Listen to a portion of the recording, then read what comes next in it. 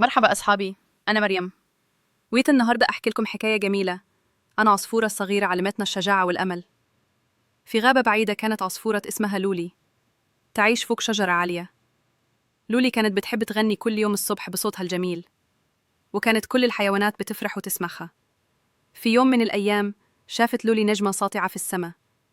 النجمة كانت بتنور قوي وبتلمع زي اللؤلؤة. قالت لولي في سرها: ياه، نفسي ألمس النجمة دي بس أكيد مستحيل. أنا صغيرة جدا ومش هقدر أوصل لها. قعدت تبص عليها كل ليلة وتحلم.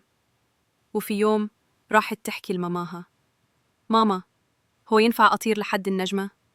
ماما ابتسمت وقالت: يا لولي، مش مهم توصلي للنجمة بإيدك، المهم إنك تحلمي وتفضلي تحاولي.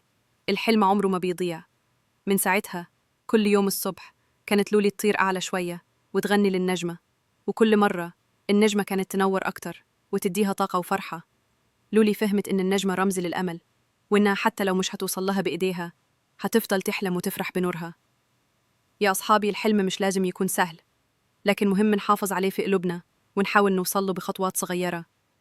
خلصت حكايتنا، يا رب تكون عجبتكم. أنا مريم وبحبكم كلكم. لو عجبكم الفيديو ما تنسوش تعملوا لايك وتشتركوا في القناة، واستنوني في حكاية جديدة قريب.